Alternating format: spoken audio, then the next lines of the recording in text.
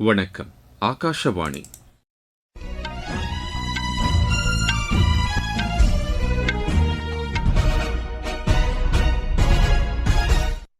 செய்திகள் வாசிப்பவர் கோபாலகிருஷ்ணன். தலைப்புச் செய்திகள். குடியரசு துணைத் தலைவர் திரு சி பி ராதாகிருஷ்ணன் இன்று இமாச்சல பிரதேச மாநிலத்திற்கு பயணம் மேற்கொள்கிறார். பிரதமர் திரு நரேந்திர மோடி இன்று அஸ்ஸாம் மாநிலத்தில் 23,550 கோடி ரூபாய் மதிப்பிலான பல்வேறு திட்டங்களுக்கு அடிக்கல் நாட்டுகிறார். திருநங்கைகள் உரிமை பாதுகாப்பு திருத்தச் சட்டத்தை மக்களவையில் நேற்று மத்திய சமூக நீதி மற்றும் அதிகாரமளித்தல் துறை அமைச்சர் திரு வீரேந்திரகுமார் தாக்கல் செய்தார்.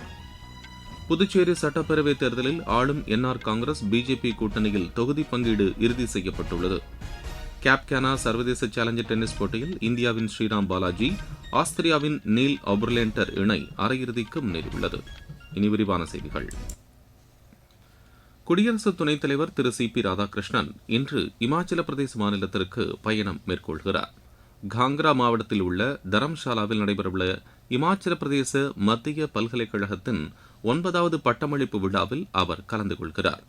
இந்த பயணத்தின்போது தரம்ஷாலாவில் உள்ள போர் நினைவு சின்னத்திற்கு சென்று குடியரசு துணைத் தலைவர் மரியாதை செலுத்தவுள்ளார். பிரதமர் திரு நரேந்திர மோடி இன்று அஸ்ஸாம் மாநிலத்தில் 23,550 கோடி ரூபாய் மதிப்பிலான பல்வேறு திட்டங்களுக்கு அடிக்கல் நாட்டுகிறார். சில்சாரில் உள்ள அம்பிகாபூரில் இன்று நடைபெறவுள்ள விழாவில் பிரதமர் 3 முக்கிய திட்டங்களை தொடங்கி வைக்கிறார். சுமார் 22,864 கோடி ரூபாய் மதிப்பீட்டில் அமையவுள்ள சில்சார் அதிவேக வழித்தடம், சுமார் 565 கோடி ரூபாய் மதிப்பீட்டில் அமையவுள்ள சில்சார் நகர மேம்பாலம், சுமார் 122 கோடி ரூபாய் மதிப்பீட்டில் அமையவுள்ள பதர்காண்டி விவசாய கல்லூரிக்கும் அவர் அடிக்கல் நாட்டுகிறார். திருநங்கைகள் உரிமைகள் பாதுகாப்பு திருத்தச் சட்டத்தை மக்களவையில் நேற்று சமூக நீதி மற்றும் அதிகாரமளித்தல் துறை அமைச்சர் திரு வீரேந்திரகுமார் தாக்கல் செய்தார். 2019ஆம் ஆண்டு கொண்டுவரப்பட்ட திருநங்கைகள் உரிமைகள் பாதுகாப்பு சட்டத்தில் சில முக்கியமான மாற்றங்களை செய்வதே இந்த மசோதாவின் நோக்கமாகும் என்று அதில் குறிப்பிடப்பட்டுள்ளது. தற்போதுள்ள சட்டத்தில் திருநங்கை என்பதற்கான வரையறையின் கீழ் உண்மையான பாதிப்புக்குள்ளாகும் நபர்களை கண்டறிவதில் சிக்கல்கள் ஏற்படுவதாக அரசு கருதுகிறது. எனவே உயிரியல் காரணங்களால் சமூக புறக்கணிப்பை சந்திக்கும் திருநங்கைகளை துல்லியமாக அடையாளம் கண்டு அவர்களுக்கு சட்டத்தின் பலன்கள் முழுமையாக சென்றடைவதை உறுதி செய்ய இந்த திருத்தச் சட்டம் கொண்டுவரப்பட்டுள்ளதாக அரசு கூறியுள்ளது. பாலின அடையாளத்தை ஒருவரது தனிப்பட்ட விருப்பமாகவோ அல்லது சுயமாக அறிவித்துக் கொள்வும் அடையாளமாகவோ மட்டும் கருதாமல் முறையான அடையாளப்படுத்துதல் அவசியம் என இந்த மசோதா வலியுறுத்துகிறது. தலைமை தேர்தல் ஆணையர் திரு ஞானேஷ்குமாரை பதவியிலிருந்து நீக்கக் கோரி திரிணாமுல் காங்கிரஸ் உள்ளிட்ட நாடாளுமன்ற எதிர்க்கட்சி உறுப்பினர்கள் மக்களவை மற்றும் மாநிலங்களவையில் நோட்டீஸ் அளித்துள்ளனர். இந்த நோட்டீஸில் உள்ள உள்ளடக்கம் மற்றும் விதிமுறைகளை மக்களவை மற்றும் மாநிலங்களவை செயலகங்கள் ஆய்வு செய்ய உள்ளன. திரிணாமுல் காங்கிரஸ் சமர்ப்பித்துள்ள இந்த நோட்டீஸ் அவர்களுக்கு அரசியலமைப்பு நிறுவனங்கள் மற்றும் ஜனநாயகத்தின் மீது நம்பிக்கை இல்லை என்பதையே பிரதிபலிக்கிறது என்று மத்திய அமைச்சர் திரு எஸ் பி சிங் பாஹேல் கூறினார். புதுதில்லியில் நேற்று செய்தியாளர்களிடம் பேசிய அவர், அரசியலமைப்பு சார்ந்த நிறுவனங்களின் பிம்பத்தை சிதைக்க எதிர்க்கட்சிகள் முயற்சிப்பதாக அவர் குற்றம் சாட்டினார். ஏர் இந்தியா மற்றும் ஏர் இந்தியா எக்ஸ்பிரஸ் நிறுவனங்கள் இன்று மேற்காசியாவுக்கு மொத்தம் 80 திட்டமிடப்பட்ட மற்றும் திட்டமிடப்படாத விமானங்களை இயக்கவுள்ளதாக தெரிவித்துள்ளன. இவ்விரு நிறுவனங்களும் ஜெட்டாவிற்கும் மஸ்கட்டிற்கும் தங்களது வழக்கமான சேவைகளை தொடர்கின்றன. அதன்படி ஜெட்டாவிற்கு 10 விமானங்களும், ஏர் இந்தியா எக்ஸ்பிரஸ் சார்பில் மஸ்கட்டிற்கு 8 விமானங்களும் இயக்கப்பட உள்ளன. கூடுதலாக தில்லியிலிருந்து ஒரு முறையும் மும்பையிலிருந்து 2 முறையும் ஏர் இந்தியா நிறுவனம் ஜெட்டாவிற்கு சென்று வரவுள்ளது. அதேபோல் ஏர் இந்தியா எக்ஸ்பிரஸ் கோழிக்கோடு மற்றும் மங்களூரு ஆகிய இடங்களிலிருந்து ஜெட்டாவுக்கு தலா ஒரு விமானத்தை இயக்கவுள்ளது. இவை தவிர ஐக்கிய அரபு அமீரகம் மற்றும் சவுதி அரேபியாவிற்கு மொத்தம் 62 கூடுதல் விமானங்களை இயக்கவும் அந்நிறுவனங்கள் திட்டமிட்டுள்ளன. உச்சநீதிமன்ற உத்தரவின்படி மேற்கு வங்கத்தில் சிறப்பு தீவிர திருத்தத்தின் கீழ் தயாரிக்கப்பட்டுள்ள முதல் கூடுதல் வாக்காளர் பட்டியல் அடுத்த வாரம் வெளியிடப்பட உள்ளது. ஆரம்பகட்ட பட்டியலில் 60 லட்சத்திற்கும் அதிகமான பெயர்கள் ஆய்வுக்கு உட்படுத்தப்பட்டதாக தேர்தல் ஆணையம் தெரிவித்துள்ளது. இதில் சுமார் 15 லட்சம் பெயர்களுக்கான ஆய்வு ஏற்கனவே முடிக்கப்பட்டு தீர்வு காணப்பட்டுள்ளது. இந்த கூடுதல் பட்டியலில் பெயர்கள் இடம்பெறாதவர்களின் புகார்கள் உச்சநீதிமன்றத்தின் உத்தரவின்படி அமைக்கப்பட்டுள்ள தீர்ப்பாயங்கள் மூலம் விசாரிக்கப்படும் என்றும், இந்த தீர்ப்பாயங்களை அமைக்கும் பணிகள் ஏற்கனவே தொடங்கிவிட்டதாகவும் ஆணையம் கூறியுள்ளது. இவை அடுத்த வார இறுதிக்குள் செயல்பட தொடங்கும் என்று எதிர்பார்க்கப்படுகிறது. இதற்கிடையில் சுமார் 35 லட்சம் வாக்காளர்களின் ஆவணங்களை சரிபார்க்கும் பணிகள் மிக வேகமாக நடைபெற்று வருகின்றன. இவர்களது வழக்குகளும் விரைவில் தீர்க்கப்படும் என்று அதிகாரிகள் தெரிவித்துள்ளனர். நீங்கள் கேட்டுக்கொண்டிருப்பது ஆகாஷவாணியின் செய்தி அறிக்கை. மக்கள் போற்றும் மத்திய பட்ஜெட். தமிழகத்தின் ரயில் மேம்பாட்டு திட்டங்களுக்கு 7611 கோடி ரூபாய் நிதி ஒதுக்கீடு. சென்னையிலிருந்து ஹைதராபாத் மற்றும் பெங்களூருவுக்கு புல்லட் ரயில் வழித்தடம். தென்னை விவசாயிகளுக்கான ஊக்குவிப்பு திட்டம்.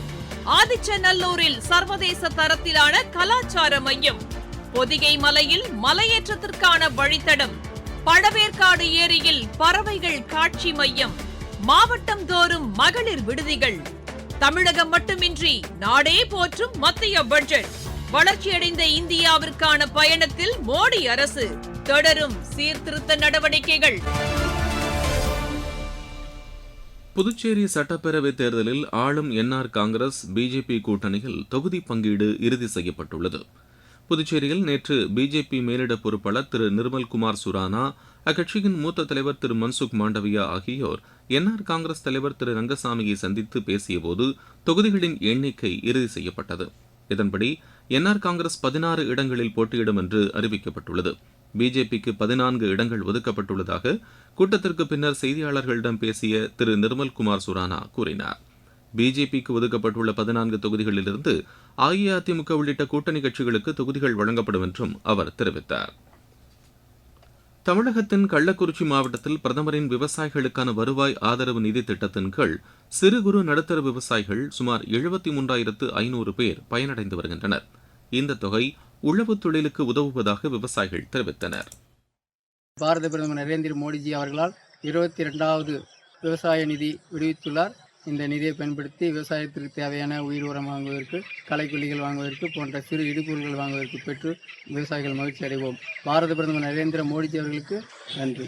22வது தவணையாக கிசான் கார்டு மூலம் 2000 ரூபாய் எனது வங்கி கணக்கில் வரவைக்கப்பட்டுள்ளது. இதன் மூலம் விவசாயம் சார்ந்த இடுபொருள் வாங்குவதற்கு மிகவும் உறுதுணையாக இருக்கிறது. நரேந்திர மோடி ஐயா அவர்களுக்கு மிகவும் நன்றியை தெரிவித்துக் கொள்கிறோம். நேபாளத்தில் சமீபத்தில் நடந்து முடிந்த தேர்தலை தொடர்ந்து அங்கு அமையவுள்ள புதிய அரசு இந்தியாவுடனான உறவை மேலும் வலுப்படுத்தும் என்று அந்நாட்டிற்கான இந்திய தூதர் திரு சங்கர் பிரசாத் சர்மா நம்பிக்கை தெரிவித்துள்ளார்.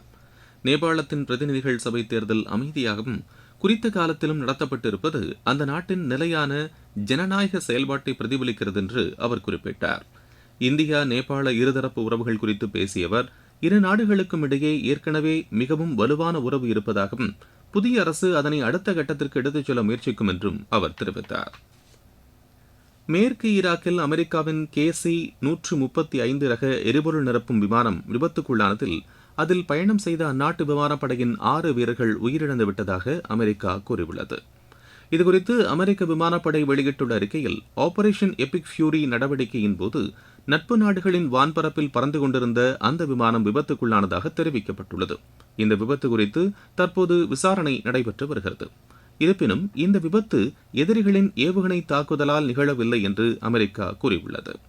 உயிரிழந்த வீரர்களின் குடும்பத்தினருக்கு தகவல் தெரிவிக்கப்பட்ட 24 மணி நேரத்திற்கு பிறகே அவர்களது அடையாளங்கள் அதிகாரப்பூர்வமாக வெளியிடப்படும் என்றும் அந்த அறிக்கையில் தெரிவிக்கப்பட்டுள்ளது. கேப்கானா சர்வதேச சேலஞ்சர் டென்னிஸ் போட்டியில் இந்தியாவின் ஸ்ரீராம் பாலாஜி, ஆஸ்திரியாவின் நெயில் ஒபர்லேண்டர் இணை அரையிறுதிக்கு முன்னேறியுள்ளது. நேற்று நடைபெற்ற காலிறுதிப் போட்டியில் இந்த இணை 6-0, 6-3 என்ற செட் கணக்கில் நெதர்லாந்தின் பாட் ஸ்டீவன்ஸ், அமெரிக்காவின் வாசில் கிர்கோவ் இணையை வென்றது. உலகக்கோப்பைக்கான தகுதிச் சுற்று மகளிர் ஹாக்கி இறுதிப் போட்டிக்கு இந்தியா முன்னேறியுள்ளது. மீண்டும் தலைப்புச் செய்திகள். குடியரசு துணைத் தலைவர் திரு CP ராதாகிருஷ்ணன் இன்று இமாச்சல பிரதேச மாநிலத்திற்கு பயணம் மேற்கொள்கிறார். பிரதமர் திரு நரேந்திர மோடி இன்று அஸ்ஸாம் மாநிலத்தில் 23,550 கோடி ரூபாய் மதிப்பிலான பல்வேறு திட்டங்களுக்கு அடிக்கல் நாட்டுகிறார். திருநங்கைகள் உரிமை பாதுகாப்பு திருத்தச் சட்டத்தை மக்களவையில் நேற்று மத்திய சமூக நீதி மற்றும் அதிகாரமளித்தல் துறை அமைச்சர் திரு வீரேந்திரகுமார் தாக்கல் செய்தார். புதுச்சேரி சட்டப்பேரவைத் தேர்தலில் ஆளும் என்ஆர் காங்கிரஸ் பிஜேபி கூட்டணியில் தொகுதி பங்கீடு இறுதி செய்யப்பட்டுள்ளது. கேப்கானா சர்வதேச சேலஞ்சர் டென்னிஸ் போட்டியில் இந்தியாவின் ஸ்ரீராம் பாலாஜி, ஆஸ்திரியாவின் நெயில் ஒபர்லேண்டர் இணை அரையிறுதிக்கு முன்னேறியுள்ளது. இத்துடன் இந்த செய்தி அறிக்கை நிறைவு பெறுகிறது.